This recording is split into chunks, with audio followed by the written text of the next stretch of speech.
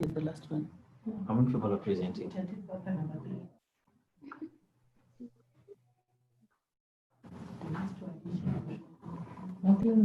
Jackie, are you able to share, or if not, I would We're having challenges to trying to share the screen now because our side, the screen is on, so.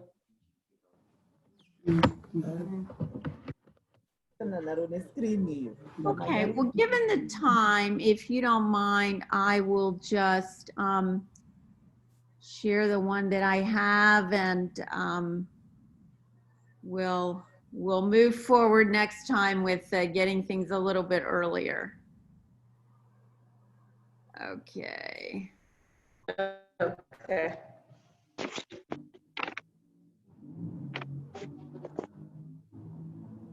You want to start?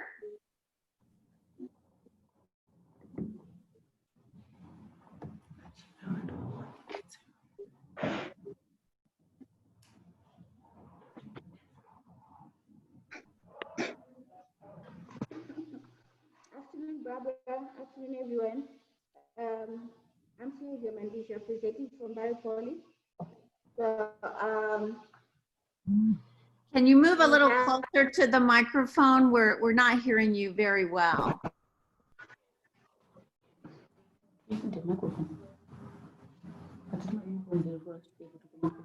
yeah. Okay. Afternoon, everyone. Afternoon, Barbara. Sylvia Mandisha, presenting from Mbare Poly. Can you hear me now? Yes, excellent. Good. So,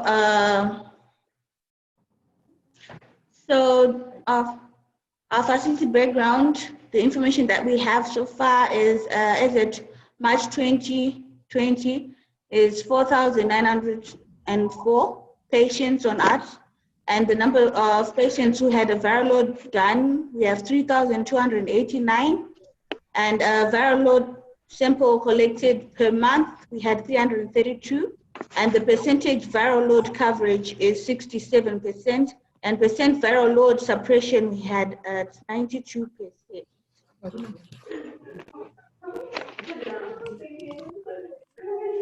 So our project summary, we have 95% of HIV positive clients with a high viral load at Mbare Polyclinic are managed according to national guidelines. And our aim statement, how will we know if the change is an improvement to us? We manage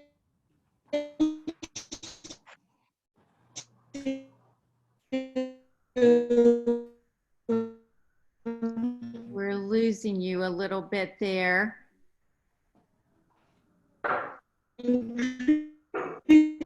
the proportion of high viral load patients cared for, 8%. Identified for the viral load management, which is the viral load focal person, with a standard 3 EAC sessions for 4 weeks apart for the clients with high viral loads. And on the third EAC, client is given a second month, 2-month supply, so as to come back after 12 weeks after the first EAC. So there's a period of 12 weeks from the first EAC to the last EAC before they take their blood for the repeat viral load. And we have separated viral load, high viral load dream books, and we've placed them for like first EAC, second EAC, and third EAC, and they were labeled in their own like cohorts for management's sake. The next slide.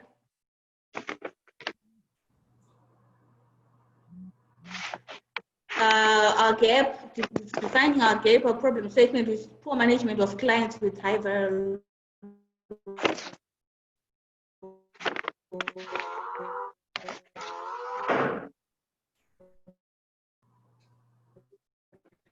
We're losing you all.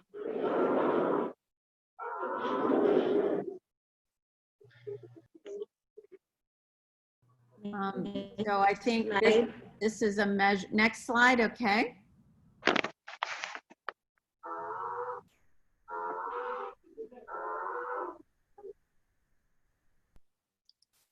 This was your measure slide.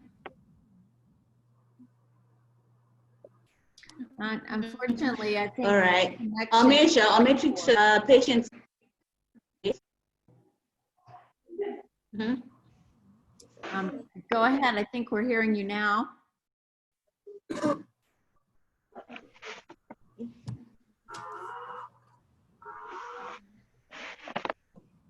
I think we'll advance on.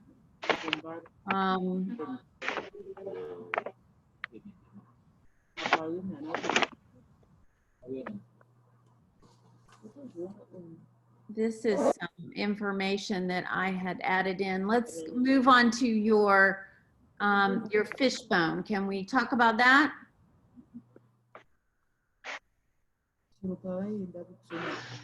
Yes, we can. Okay, so our main problem here is like we have poor management of clients with high viral load, as in like they're missing their appointments.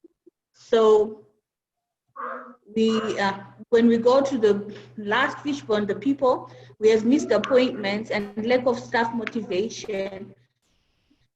Then we have poor patient poorness and patient ratio because of the workload for the facility, and the process with lack of knowledge on the completing of high We have 4 minutes, just a time check. because we had different counselors like chipping in, so we didn't have one specific counselor was responsible for that one. So we can move to the next slide. I think that one can have explained our problem there. Then we can move to the next slide. Okay, the next one was your PDSA.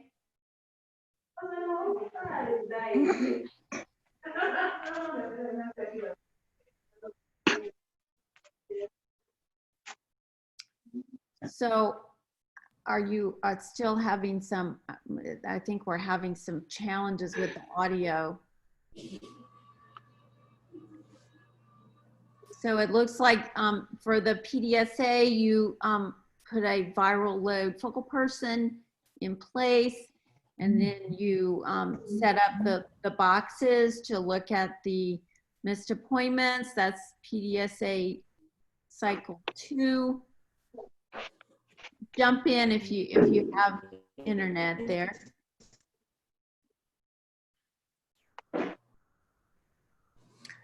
And then this one also says there's a PDSA. You had one designated PC for the focal person.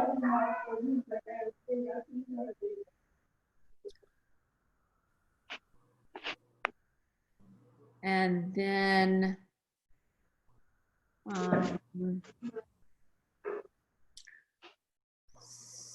so I think we came to your lessons learned. Are you able to share with us?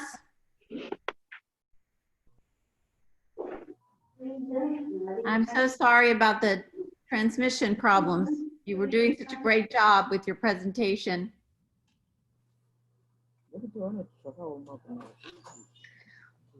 So I'll just read here: results, outcomes, and lessons learned. Their current improvement efforts, the separating the green files with patients who are in the EAC system and having a designated focal person, and then going forward, they want to call clients and remind them, and they're going to utilize the sticker system, which we saw in several of our clinics. And then this was their ask based on the presentation that they worked on.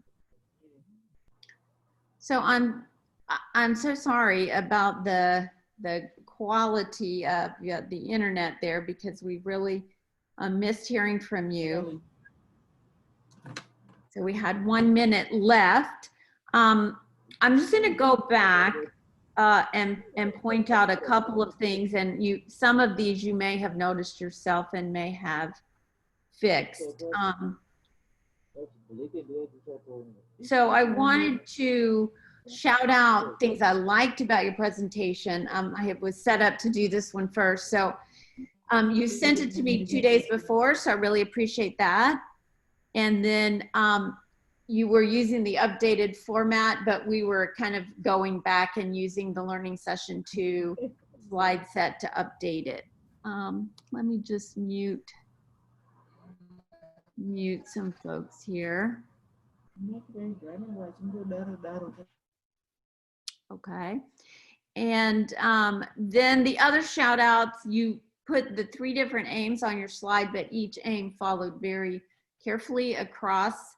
And then when you did your PDSAs, we were clear to which aim you were referring. And you're already working on aim 2, giving the care according to the guidelines. So those are shout outs, things I liked. There are a few wishes that I had here. And I'll talk about the run chart, how to calculate the baseline. I will give you a couple of options there. And then how to measure the care according to guidelines, the missed appointments, and then how to link those root causes to tests that you're actually going to change. And then asking about aim 1, if you've reached your target, and aim 2, making a sustainable change. So those are some of the things I'll focus on. Again, I thought this one was first, so this one would have been taken a little longer to focus on. But really appreciated having all the aims here together. Poor management of clients with high viral load, that's a bit broad, but it does give us the problem statement. And then this one, high viral load patients cared for according to guidelines. This one is 38 to 95%. So I just wanted to point out on this design, we really want one line on a run chart, just one line. So this would not be the plan because you have one line for your numerator and one line for your denominator, and you really want to calculate a percentage. So the one on the right would be correct, and that would be how we would want to have a run chart going forward. And then also adding in, and Katie mentioned this already today, the raw data right there, so we can be able to see that under the run chart. That would be the goal as we go forward. I want to talk about calculating the baseline. So Katie mentioned something about an average, and she mentioned something about a median. The average is just the mean. You basically take all the numbers here and you add them up and you divide them by 6. That would be your baseline period. And so if we used an average, we would get a baseline of 40% if we use the average.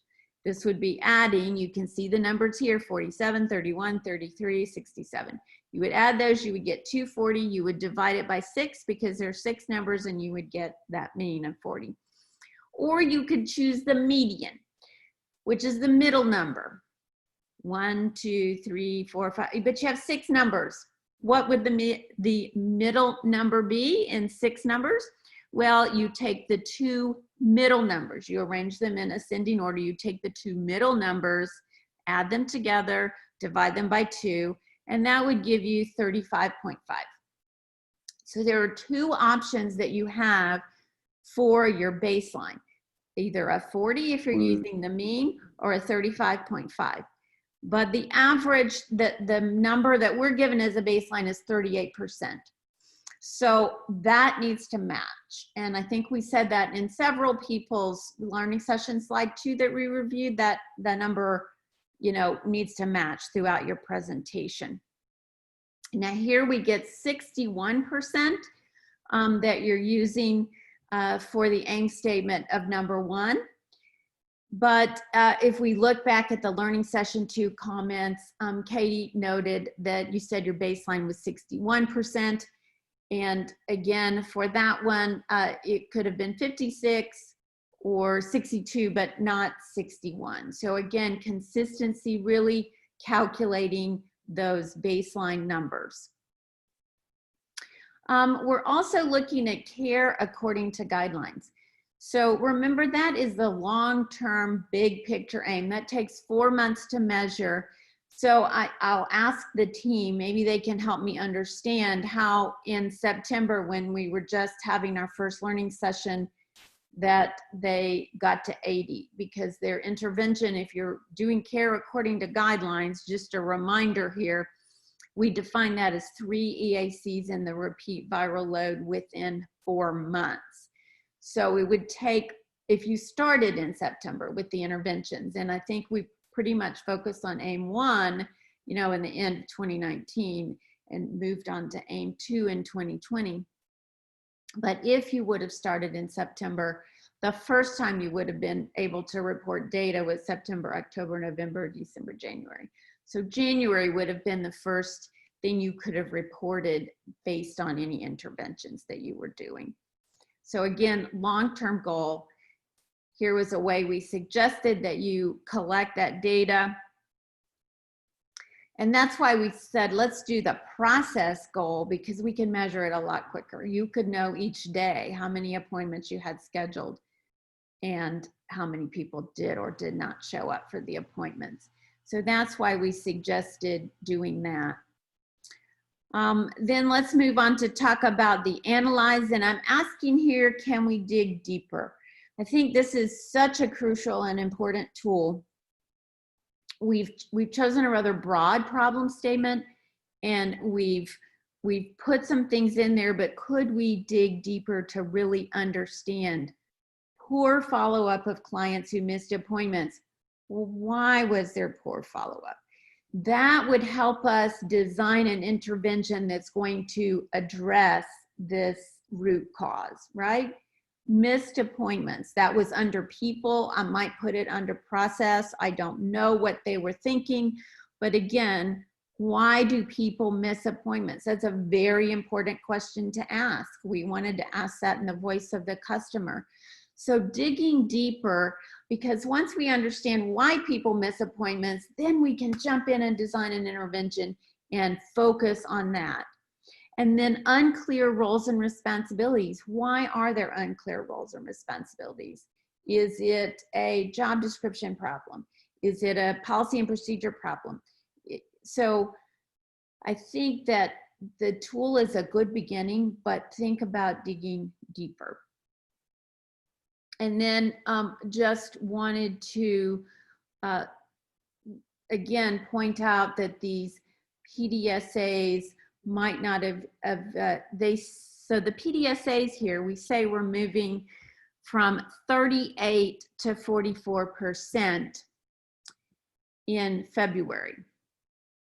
And the one before that, we said we're moving from 38 to 44% in January. However, when we go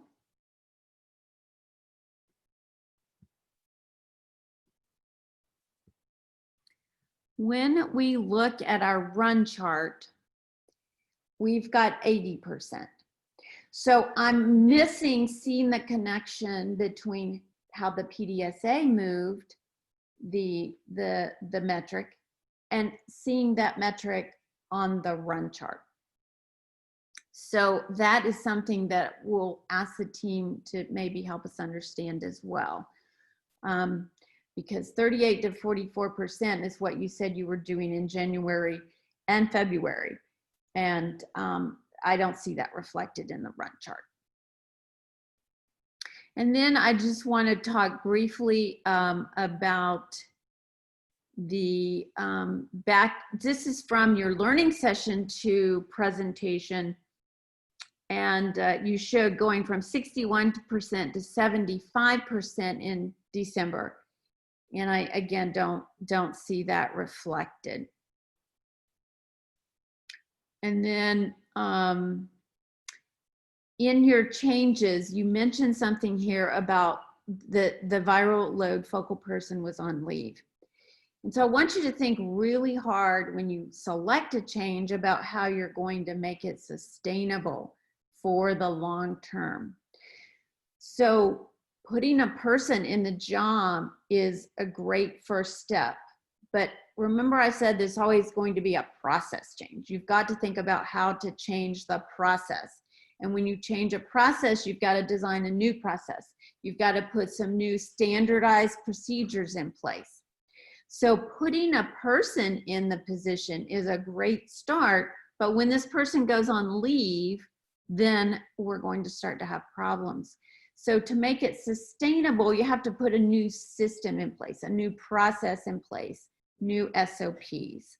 So think about that going forward as you're thinking about sustainability. So that is what I had to share as follow-up, and many of these things applied across the other presentations that we received as well. So let's see if there are any other questions in the chat box at this time. Or are there any responses from the team at Mbare?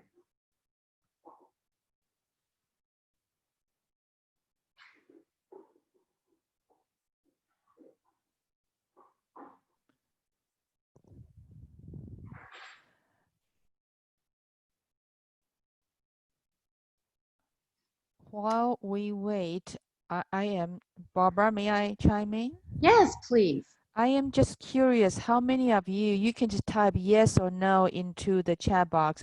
Did you review the feedback that Barbara and I sent back to you when we reviewed your presentation done at the learning session 2 back in January, and we wrote a lot of feedback, and that are addressing the same thing that Barbara shared. So just curious, how many of you received and review our feedback? You can just type in yes or no into the chat box. That's great. And then someone is typing from Perry OI Clinic about patients not being able to travel to the facility due to restrictions. And I certainly can see how that would be a significant issue. Dr. Cabo, maybe you can answer, have there been any traction or direction in doing any kind of virtual visits? Thank you, Barbara. So we are still pushing to finalize the tele-OPD or telemedicine options. So that is moving really fast. At the moment, though, there are some concerns around the security of doing these patient-level data. So it's currently down in our IT department as Ministry of Health. But in terms of the technical guidance from our end, it's ready for implementation. I don't think it will take more than a week. And just to update everyone on the call so they understand what Barbara was talking about, we are looking to, we have just developed guidance on how to do some aspects of health service delivery via phone. So it may be administering EAC sessions, it may be sharing viral load results via phone or via WhatsApp, and such kind of activities. So we currently have a concept that we submitted that is currently being reviewed by the IT department to make sure that it addresses policy security concerns. I don't see it taking longer than a week. We'll be in touch with you to update, perhaps a fortnight from now. Great, thank you. Dr. Cabo, anything else you want to share with the group, or Japhet or Dr. Junior, any other things we want to share with the group? We've got a great turnout, 33 participants online, so. Thank you, Barbara. There is nothing on my end. Today I came with a student cap on, so I was just learning from all the presentations from the other facilities. So just to say thank you for all the work that you put in and for sharing with your colleagues. I'll defer to Japhet in case he has announcements, but personally I don't. Okay, thank you so much.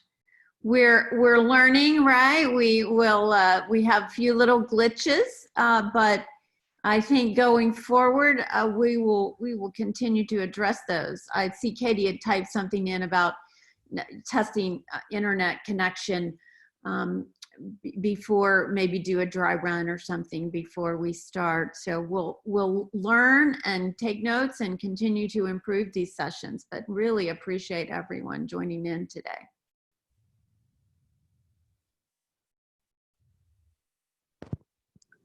So I see in the chat box, I see 1, 2, 3, 4 yeses. So we did a 15. So we are waiting for 29 more people or sites to chime in, because we need to hear from all of you. If you did not, just say no. Thank you. Well, there's actually 15, right, Katie? We did 15. We didn't do the southern sites. Now maybe some of the other faculty did. Okay. Yeah. And I see yes. We hope that you will really utilize that. And given that we have really about 14 more minutes, I think I will ask if Perry Clinic can defer till next time. And I have some comments that I made on their presentation. And if you don't mind, I think we will just take a very short minute and look at the CMM.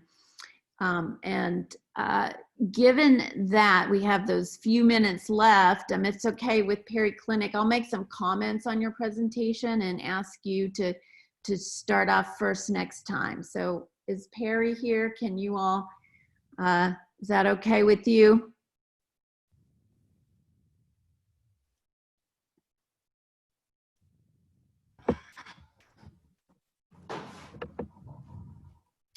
Okay, so let's look very quickly. We're down to 25 participants, so I know the time is short here. Let's launch a poll and answer for me some questions. What does CMM acronym stand for? Okay, so just go ahead and vote.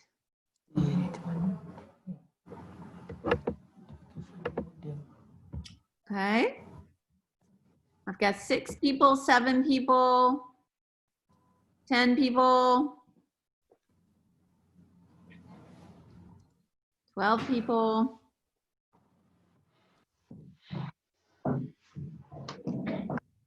Okay, 38% have voted. I'll give you another few seconds there to vote.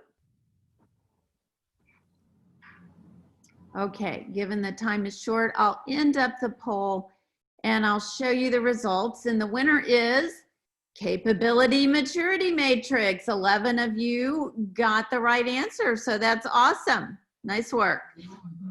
Now, I have another question for you. This one's harder. What best describes the intended function of the CMM? What best describes, you can pick one answer. What best describes the intended function of the CMM?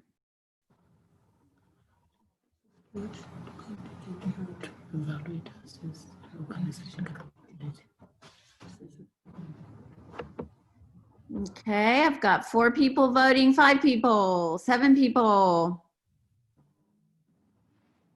10. Teacher presented. All right, I'm going to give you another few seconds here. 43% of you have voted. All right. 46, 48%, 51%. Okay, half of you have voted. So let's end the poll. 54% of you have voted. And here are the results. Now, 6 people said it was a process to evaluate or assess an organizational capability. You 6 people are right. 1 person said it was to describe sequential stages of maturity. You 1 person are right. 2 people said it established core functions in which capability is required. You 2 people are right. But the people that are the most right are the 8 people who said all of the above. The capability maturity model is for all of the above. So very good. And very quickly, because we are really out on time, let me look here really quickly at the capability maturity model. Katie presented it to you back in learning session 1 in the Holiday Inn. And here is what she presented.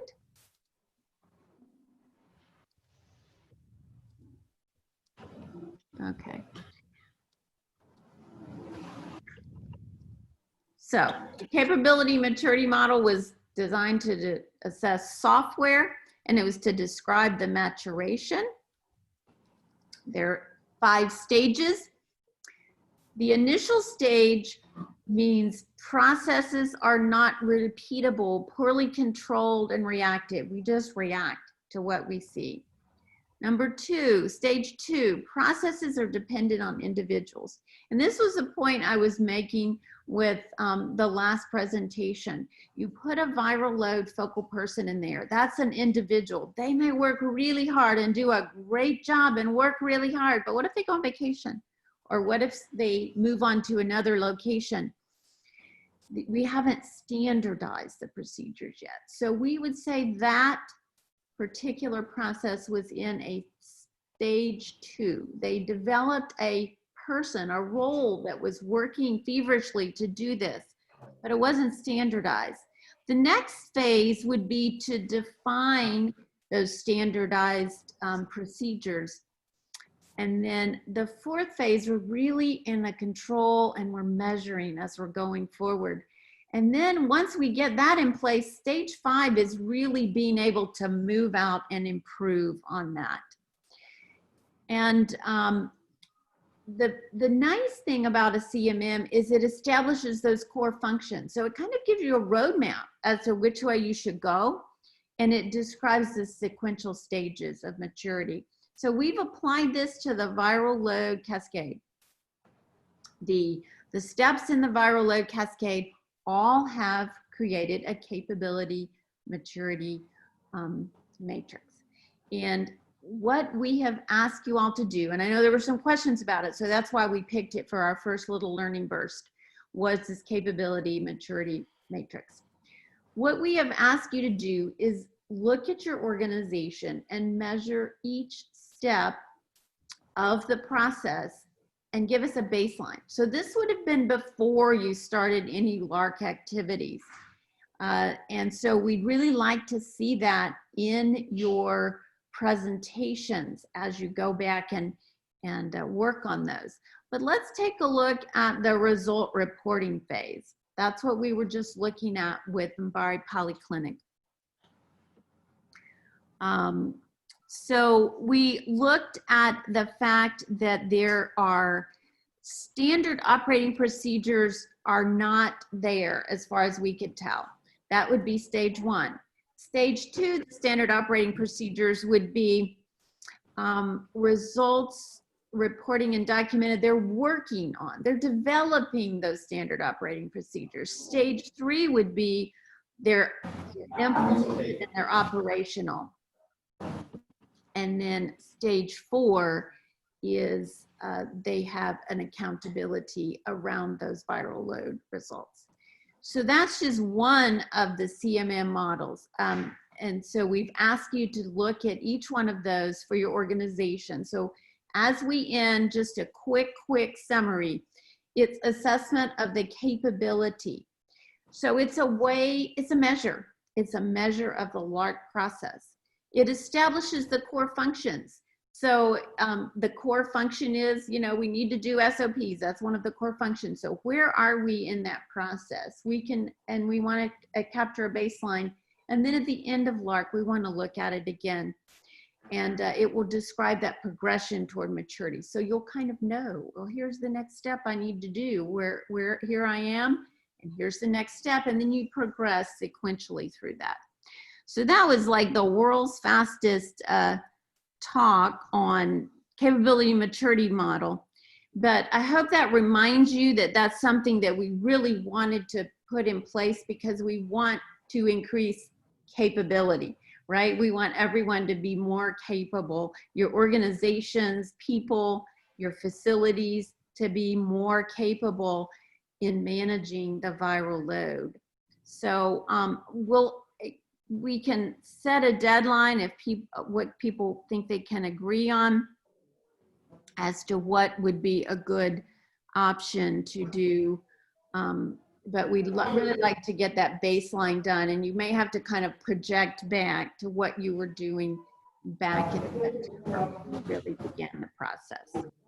So with that, I will stop sharing and I will open it up for questions.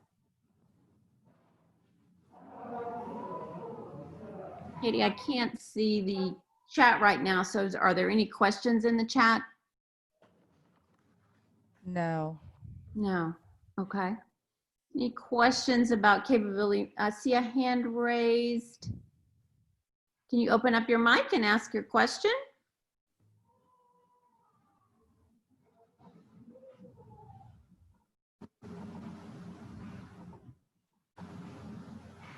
I did see a hand raised. Anyone can open up their mic and ask a question?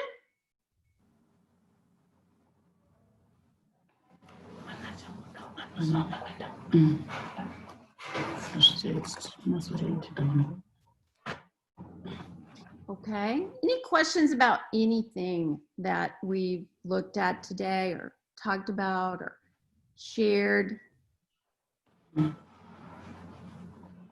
Hi, Katie. It's Junior. Hi, Barbara. Yes. Yeah, I wanted to make a suggestion. Yes. Perhaps people might need a little bit of digestion time.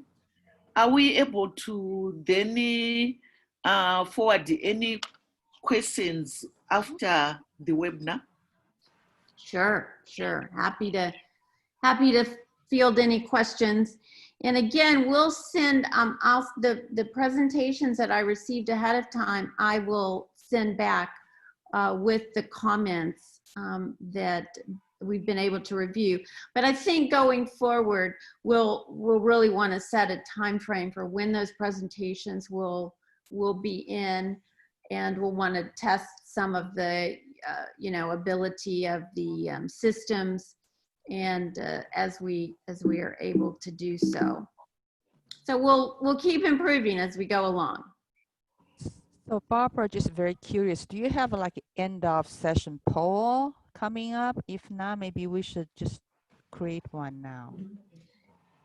You know, I have completely lost my cursor. I cannot even stop sharing my screen. So I move your cursor up to the top of the screen. If something may come up, try that.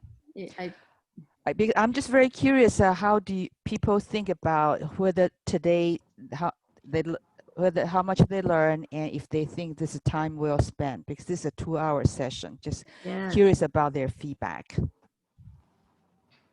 Maybe we'll if not, then they can type into the chat box. But I think poll is anonymous. Probably people will feel more freer to share their real thoughts.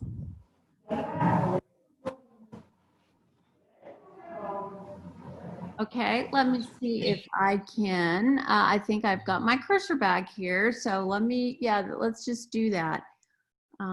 See if we can add a poll. Okay,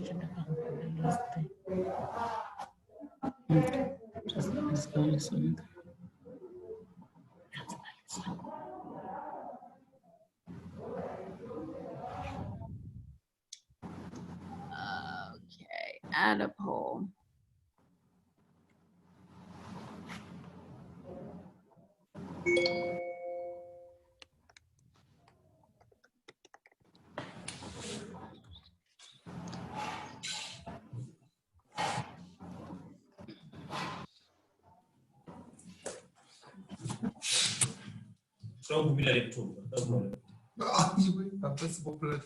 All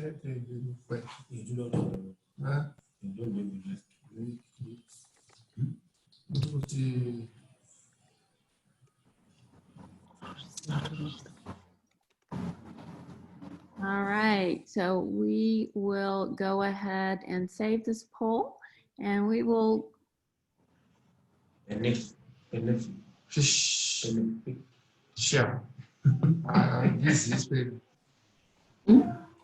No, I'm sorry, guys. I am just not able to share that poll right now.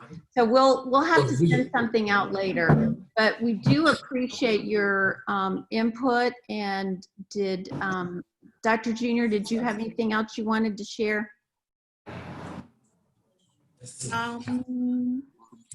I think I was also going to ask if we could have an evaluation, like I said last time, as part of the continuous improvement of how we are doing the work.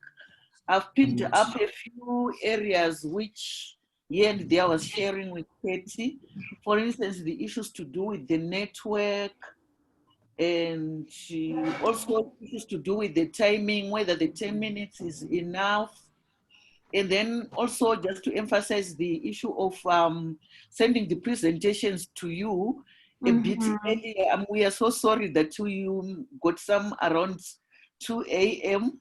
But I think it's important if we can take that seriously and be able to send our presentations earlier. We'll tend to benefit more without overstressing our consultants. And then the other thing I also noticed was we had quite a few people from the southern region, which was really quite nice. I'm not so sure whether we should continue with having 4 presentations. 3 would be enough. Yeah, I think I was able to get the poll up. I think 3 is really pressing it, but when the suggestion was for 4, I said, you know, let's do a small test of change, right? We are change agents, so let's do a small test of change. One suggestion I have, if I may chime in, Barbara. Yes. In terms of improvement, I think the presenters, thank you for your presentation today, but I think as you can tell, some of you ran out of time. You spent too much time on the front end, but then really, you know, like when we talk about your root cause analysis, your run chart, your PDSA, those are the meat. Those are the core things that we want to hear. But you were just flipping through your slides so fast that we could not get to really have a good understanding of your improvement project. And so it's very hard to provide constructive feedback to you. So I would really suggest that 2 things. Number 1, you rehearse. Really think what you want to say so that you can give the most comprehensive presentation. But the second one is that because we are all doing this on Zoom now, actually, it would be great if you just write down your script and read from it. This will make sure you don't meander, you know, and you can time yourself. You can say to the maximum maximize the time you have. So I would really strongly encourage you that write down what you're going to say and stick to the script, because this is you know, if it's a live presentation, you really don't want to read from your script, right? But since this is teleconference, it's perfect. You know, if you have a script, read from it, and that will be a perfect presentation. Over. That's a great suggestion, Katy. I think as we get better at this, as we hear the meat, then we'll all be able to respond to the meat better. So I think we'll continue to improve. So thank you so much. Here, we were able to get up the poll. Several people commented. 5 people said it was excellent. 2 people said it was a poor use of time, and one person said towards work. So kind of a split view there of the meetings. So I think we'll all work toward making it more useful and meaningful. And we keep doing tests of change, and we'll keep working to improve it. So thank you all so much. I think we'll sign off for now. And appreciate your time. Thank you for the presenters. Yes. Hello, I think I agree very much with Katie, because I felt like even our presentation, we did not really. But there's a request that this guy was putting. That did you see it in the message? I didn't see it. I don't think I saw it. What are you speaking of? So Dignity was typing, I would like to request for a laptop. So I was having a tussle with him to say, no, this is not the platform for that. They said, what about the laptop? I would like to request for a laptop to use outside normal working hours. It's in the chat. Oh.